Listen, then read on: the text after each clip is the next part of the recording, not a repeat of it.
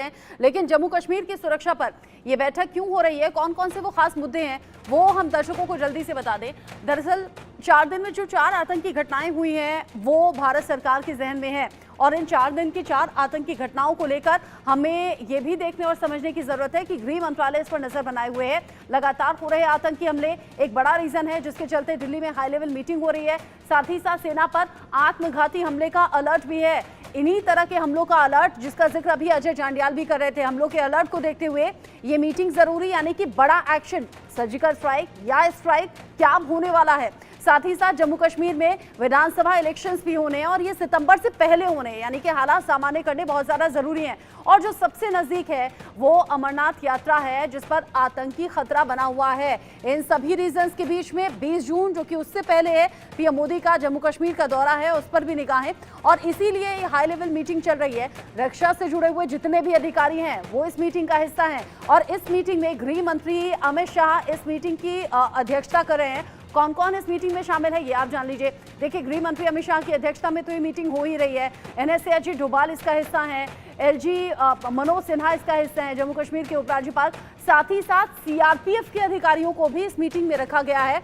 रक्षा से जुड़े हुए हर अधिकारी का मौजूद रहना, यानी हो सकता है आने वाले समय में कोई बड़ा एक्शन, कोई बड़े इंस्ट्रक्शंस दिए जा रहे हों इस मीटिंग में। मनोहर केसरी हमारे साथ में जुड़े हुए हैं। मनोहर, जिस तरह के हालात अभी जम्मू कश्मीर में हैं, चूंकि पीएम मोदी का दौरा भी है, अमरनाथ यात्रा भी है और साथ ही साथ विधानसभा इलेक्शंस को लेकर भी सुरक्षित माहौल बनाना बहुत ज्यादा जरूरी। ऐसे में ये हाई लेवल मीटिंग जो पिछले कुछ देर से चल रही है, क्या कुछ बड़ा इसमें निष्कर्ष निकलकर सामने आएगा और अगर आएगा तो क्या मीडिया को बताया जाएगा या कॉन्फिडेंशियल होंगी चीजें? देखिए, सबसे पहले मैं बता दूं कि 13 जून को 9 जून को हादसा हुआ था रियासी इलाके में, जो बस में अटैक हुआ था।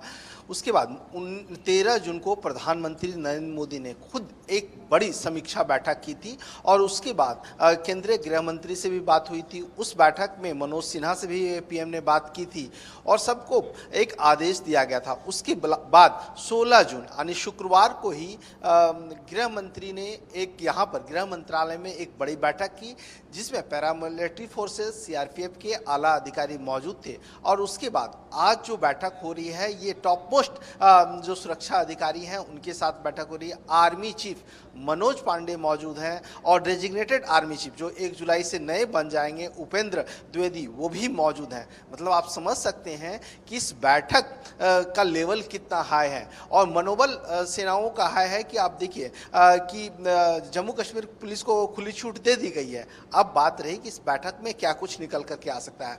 पहली बात, क्योंकि पीएम मोदी जो है सो खुद इस मामले पर नज़र रखे हुए हैं, बनाए हुए हैं और सेना के सभी जवान जो है सो अपनी बात रखेंगे कि किस तरह से वहाँ पर हालात को कंट्रोल किया जाए, किस तरह से आतंकियों का सफाया किया जाए, उन्हें बख्शा नहीं जाए। क्योंकि जो हमारे इंटेलिजेंस एजेंसियां हैं वो अपनी रिपोर्ट यहाँ पर जारी की है, मतलब उस बैठक के दौरान बताई कि क्या वहाँ से इंटेलिजेंस रिपोर्ट है, कहाँ पर किन किन इलाकों में घुसपैठ हो सकता है, क्योंकि सीमा पार से कई घुसपैठी अभी भी फिराक में है।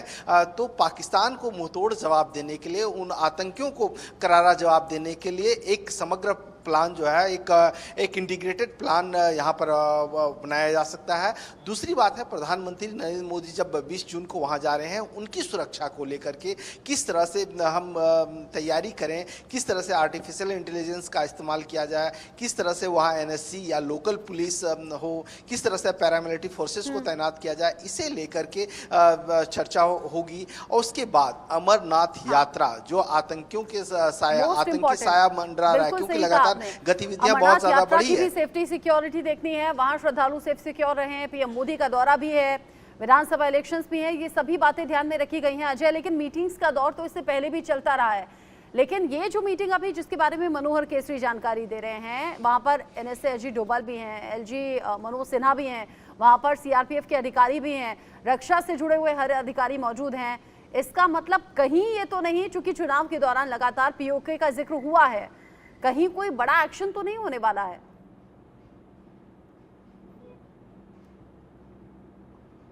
अजय अनम्यूट कर लें खुद को।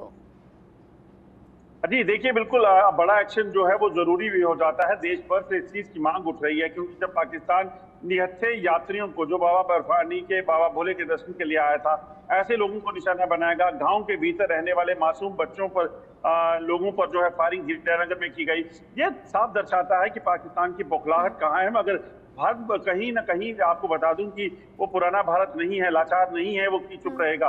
बेशक पाकिस्तान के पीछे चीन खड़ा है और चीन तमाम तरह की मदद जो है वो पाकिस्तान को कर रहा है, मगर इस पूरे प्लान को, पाकिस्तान के जो नापाक प्लान है, उसको नाकाम करने के लिए सुरक्षा बलों ने कमर कसी है। ग्राउंड हिंटरलैंड में, यानी कि जो जम्मू कश्मीर में हालात बने हैं, उसको लगातार जवाब दिया जा रहा है, मगर जवाब वहां पर भी दिया जा सकता है जहां पर पाकिस्तान के कब्जे वाले कश्मीर में आतंकी कैंप चल रहे हैं। लगभग 1.5 दर्जन से ज्यादा आतंकी कैंप जो है लाइन ऑफ कंट्रोल के इलाकों में है, चाहे वो नीलम वैली का इलाका हो, जो चाहे वो पुंछ का रावलाकोट का इलाका हो, या पुंछ के हमीरपुर का इलाका हो।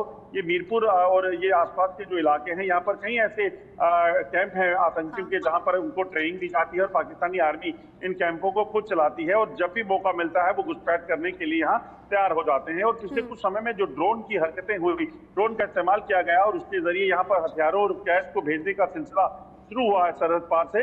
अब ये सारी चीजें को कितनी देर कोई बर्दाश्त कर सकता है, और इसीलिए लगता है कि जिस तरीके से आज ये बैठक हो रही है, ऐसी इसी बैठक के चलते कहीं ना कहीं कई अहम फैसले होंगे, जिसमें इस चीज को जरूरी भी देखा है। जाएगा कि आपने जिन जिन बातों का जिक्र किया, सीमा पार से हो रही साजिशों के चलते, उन सभी साजिशों को भी ध्यान में रखा जा रहा है। बहुत सी ऐसी साजिश नाकाम हो गई, लेकिन बहुत सी ऐसी कोशिश जिन्हें नाकाम करने में हम कामयाब नहीं हो पाए, जैसे 4 दिन में 4 आतंकी घटनाएं, इन सभी बातों को ध्यान में रखा जा रहा है। हाई लेवल मीटिंग चल रही है। अजय, आप रहिएगा, लेकिन इन सबके बीच में पीएम मोदी